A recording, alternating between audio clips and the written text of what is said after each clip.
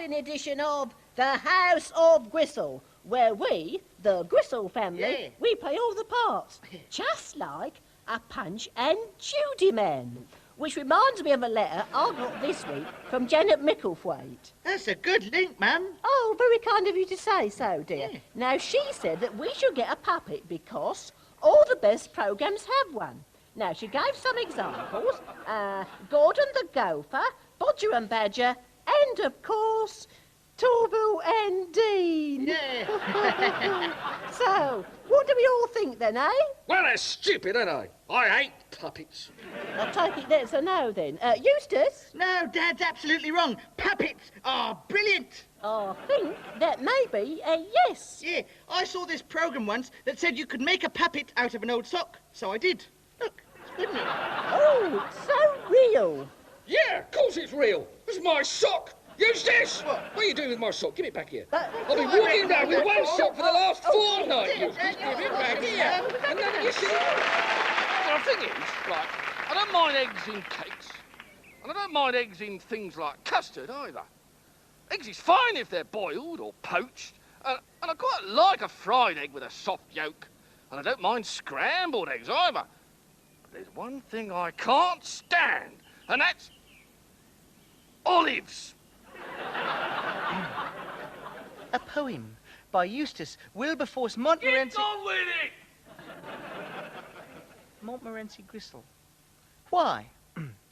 Why do buses come in threes? Why say bless you when you sneeze? Why do people like to kiss? And why are all my teachers miss? Please tell me why. Why are the French so fond of snails? And why sleep on a bed of nails? Why, oh why, can't you see the wind? And why are baked beans always tinned? Go on, tell me why. Why does bread fall butter side down? Why do goldfish never drown? Why do frogs turn into princes? Why does shampoo need 2 rinses? Please tell me why. But the biggest why I'd like to know is why each week upon this show, why, oh why, when I finish my verse, am I bashed on the head or even worse? Why? Nothing happened. Why is that then? Hello, and welcome to the Dead Doorstep Challenge. She doesn't know I'm coming.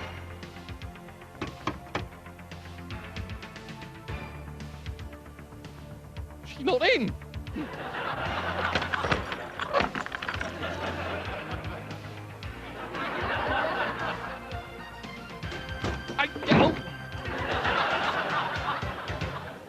Ladies and gentlemen, I have some good news and I have some bad news. The good news is Vic isn't doing any of his magic tricks this week. The bad news is... Yeah, well, have you know I'm doing this under duress. You know, there's always work. Hang on, what's this thing? Oh, hang on. Ah, here we go. Hello, boys and girls. Hello, boys and girls. Here, Mr. Punch, have you seen the baby? No. Oh. Hang on. Oh, ow, oh, ow, oh, oh, oh, oh, oh, oh, oh. It's fun, isn't it? It's not bad at all, this is quite... What's going on here? Just a second. Let me go. Put me down. What's happening? No, Vera. That's not the way to do it. Just something quickly now. That's not the way to do it. Get off. Dad, no, please. Dear darling, in class this week, we've been learning about newspapers. Reporters, photographers, editors and such like. Dad always says that an editor is a nasty person who keeps hitting you over the head. Instead, I learn that an editor is the person who decides what goes into a newspaper. Dad says he always puts fish and chips in his newspaper. I'm not sure that's exactly what Miss Chase meant.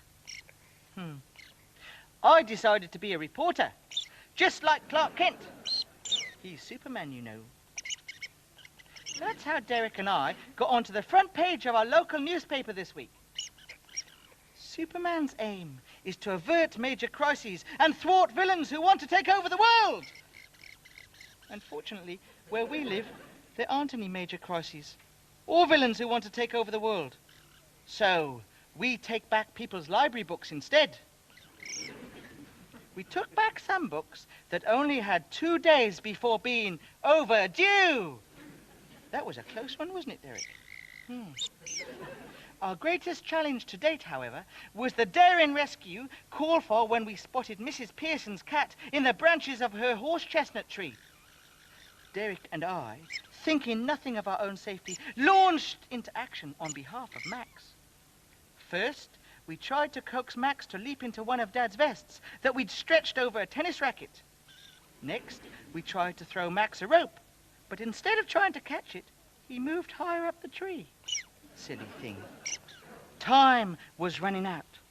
There was nothing left for us to try, so I donned my superhero outfit and we climbed the tree. 2 hours later, Mrs. Pearson noticed us there. That's how we got onto the front page of the newspaper, wasn't it, Derek? Very embarrassing.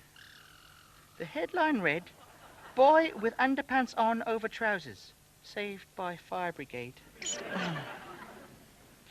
I think I should write an article for the school magazine entitled, "Minding Your Own Business."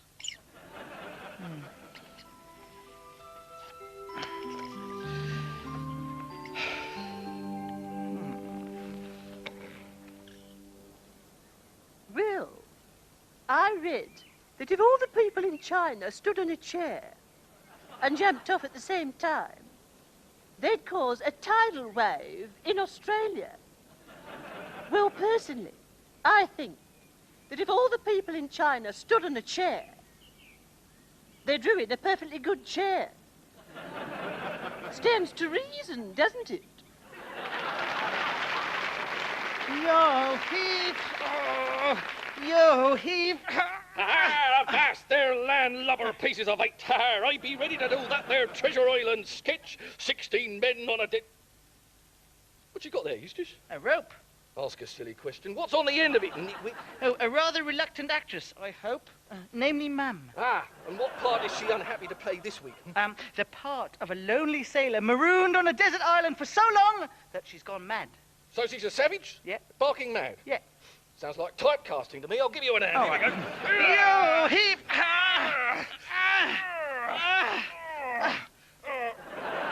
think this means she's got away. Never mind, lad. You carry on with the introduction. Sure she'll show up. Righto. Ladies and gentlemen, a Gristle adaptation of pirate goings-on in the 18th century, not based upon those represented by Robert Louis Stevenson in his book Treasure Island. Thank you.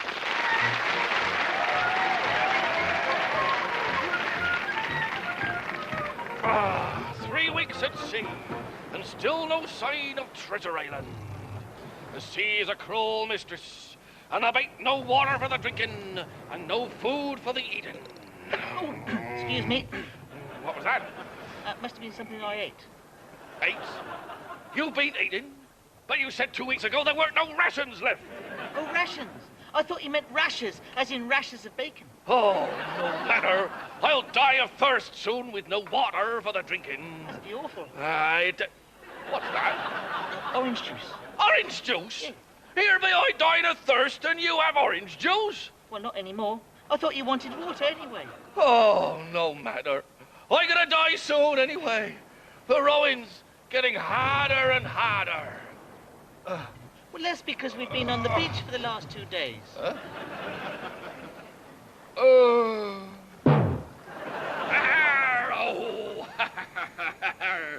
Hey, shiver my timbers. This be Treasure Island, I'll be bound. But what be them? They be Long John, Silver. But lo, the place is strangely deserted. Kiwi! Oh, I knew it couldn't last. Oh! Lo, who is this skinny and half-starved wretch? Skinny? Half-starved? Yeah. It's your mother, Eustace. Well, I'm acting thin. Hello, I'm Jim Hawkins. And I am Brenda Gunn. And I'm off like a shot. Hold! Because for years I've been stranded on this desert island with no one to talk to but myself. Have you, dear? Yes, I have, as a matter of The fact. woman's obviously mad. Mad! I'm livid. Well, you would be, wouldn't you? Not expecting I'm visitors. standing next to an idiot. Oh, that's funny. So am I. Me too. Listen here, there, Brenda Gunn, if you value your gizzards. We be nothing more than simple adventurers, riding it, in search of nothing more than a bed of warm coconuts and a grog of muddy water. Oh, you're not interested in the treasure, then? Oh, you know about the treasure? Jim, What? come here. Yeah. Don't go blabbing on about that treasure, Jim. Why? We don't want to go sharing it with no half-wits. Whoa! Just you and me, then. Oh, and me. Oh, of course Jim, you do. Jim, you're up. Show me the map. All right. There. What kind of map is that? It's an A to Z of the Pacific. No, I want the treasure map. That was in Dr. Livesey's pocket. Well, fetch the landlubber here and let's get seriously rich. We can't. You threw him to the sharks last week. Ah, was he the scurvy knave who tried to get the crew to mutiny and knife me while I lay asleep in my hammock? No, he was the one who left the butter knife in the marmalade. Oh, him! Oh, you don't need a map. She knows where it is. This is really exciting. Tell me, Brenda, is it 4 days' trek through torturous cannibal-infested jungle? Must we beat a path through uncharted wastes with nothing but a coconut leaf for sustenance and nearly faint from sheer hunger, thirst and exhaustion? No, it's behind that bush, actually. Ah, Is it really here? I didn't know that. Yes, it is, as a matter of fact. the treasure's missing. By all the bikinis in Baywatch, 'tis gone. Long gone. Yes, it's long gone, Silver. But who could have taken it? Oh, now, I forgot to mention, this morning, a nasty group of sailors, they came and took the treasure. Buccaneers. And they weren't too polite about you either. Oh, what did they say? This can only mean one thing. Them vicious pirates, Flint, Smollett, Hands, Knees and Bumps-a-Daisy, have been and gone and come and got the treasure and gone off again. When this gets out, I'll be a laughing stock. What shall we do then, Long John? Run away, of course. And be a chicken stock? Oh, shh. I think I can hear them coming. Ah, you're right. I recognize them footsteps. They belong to the most scurvy pirate that ever roamed the seven seas, Jolly Roger. We must away. Oh, I have an idea. What's that? Let's go to China. They have precious metal in China. Yeah, Hong Kong Silver.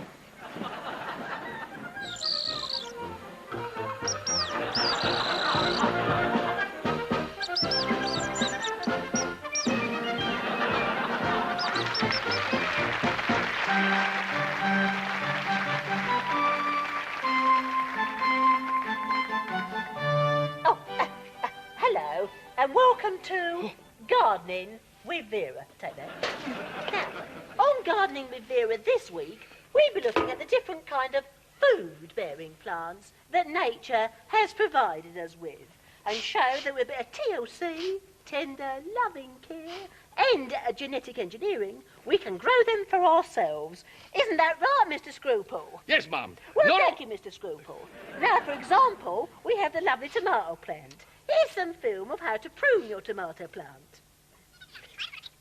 We don't have that film, but here is another plant, the courgette. But we do have this lovely egg-bearing plant over here. Isn't it absolutely splendid? Now, I don't know if you agree with me, Mr. Scruple, but I think it's right. Mark, I've never seen a plant like that before.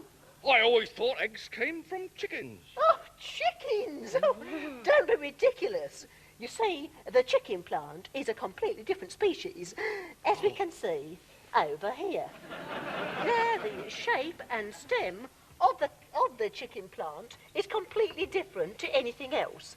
In the autumn, once the feathers have fallen, and the pale chicken fruits, or portions, as we call them in the trade, await the warmth of the summer sun, which will turn them into a rich golden brown, a colour which tells us the chicken is now ripe.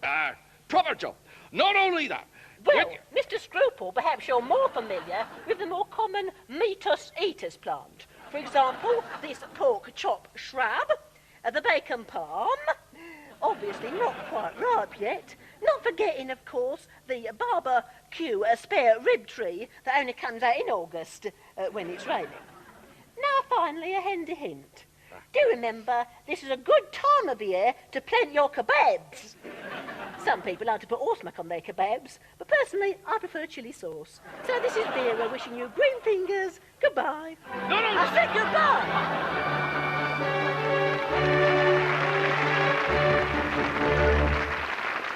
And finally, the long-range weather forecast.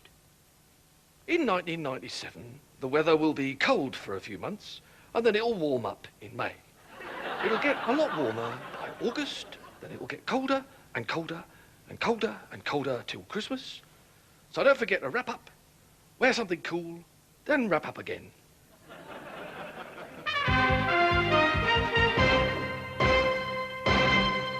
Stop! Oh yeah, wait a minute, Mr. Postman! So sang the popular singing duo, the Carpenters. But is your mail service a fail service? I'm Jeff Doorstep, investigative reporter, and if your daughter wants to become a postman, my advice is don't let her! This country has now got the worst postal system in the UK. But why? Why does it take so long for your letters to get anywhere? More to the point, why does it take so long for my letters to get anywhere? I've disguised myself as a post sack. I'm here where postmen hang about, wasting time and skiving before they deliver your letters. Here comes one now. I shall confront him. Excuse me, sir.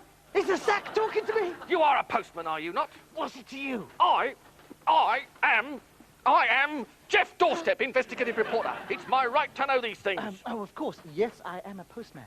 And why did you become a postman? Because I'm a first-class mail. Do you deliberately hold up the post? Only in a sack on my back. And now I have a special delivery. What are you talking about? What? No! I think we can draw our own conclusions from those answers. I'm talking now to a disgruntled and rather overweight housewife. Mrs. Cleethorpe, what letter or card are you waiting for? A Valentine card from my husband. And how long have you been waiting? Since 1974. Now, so, where does the truth lie? I spoke to an insider who wishes to remain anonymous. Why do the letters I send never arrive? Because you never put a stamp on them. By the way, why do you want to remain anonymous, Mr. Grimsby? Would you want everyone to know if you had a voice like this one? Fair enough, Jim. So, there you have it.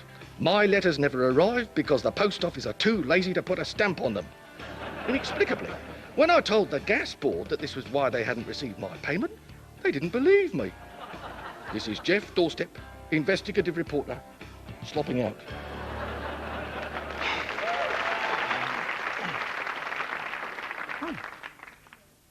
I just had a really funny dream.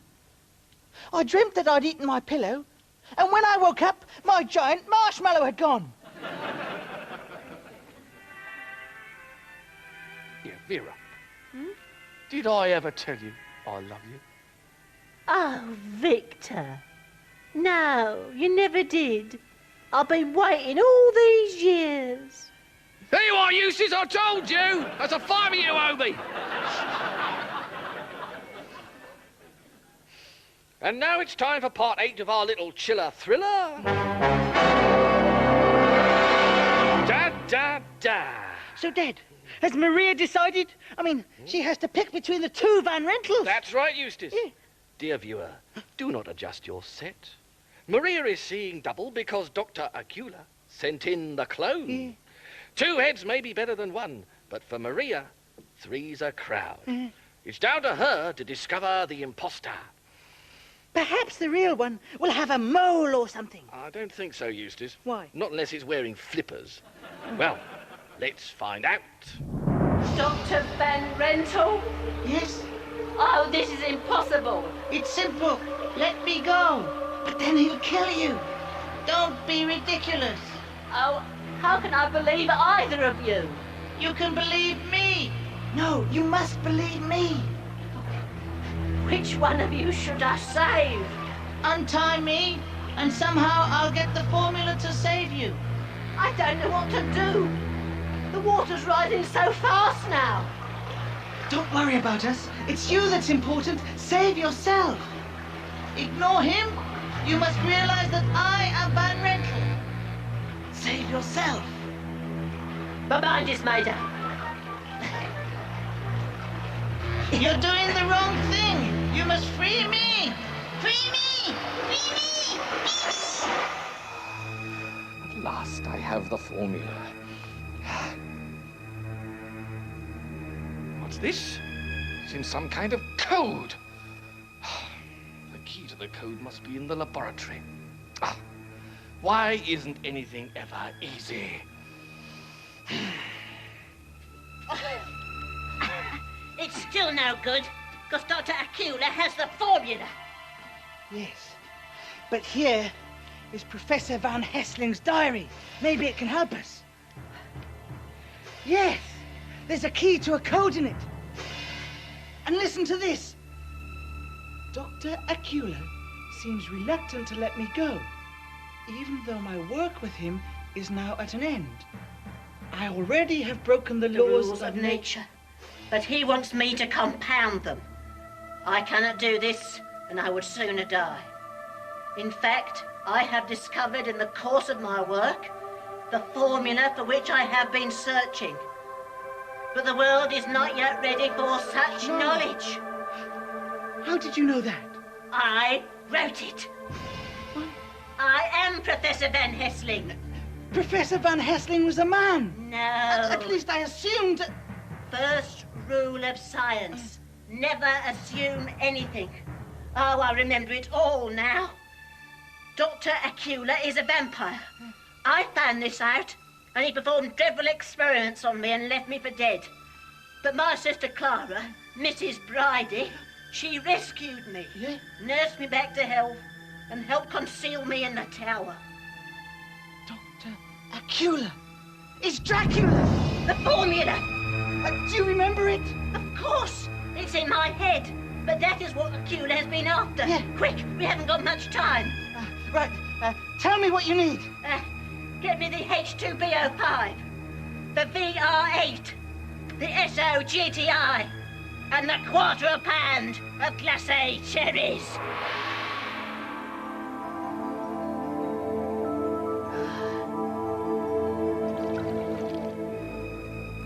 There. Yes. I've done it. Great. Congratulations. You couldn't keep away, Dr. Acula. Or should I call you Dracula? The pleasure is all mine. And so is the formula. Give it to me. Oh, no. Dr. Acula has got the formula. He'll be able to live in the daytime. Indeed. Dr. Acula, or should I say Dracula, knows that to live life in the fast lane you need Formula 1. And what about Professor Van Hessling? Now it means that Van Rentel has an Uncle Maria. That's right, Eustace. Van Hessling is Van Rentel's aunt. They're two vans. Right again, Eustace. And we all know that many vans make light work.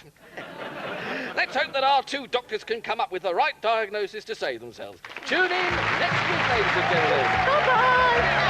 Bye-bye. Oh, sorry, Victor. Can't the audience see you? Bye-bye.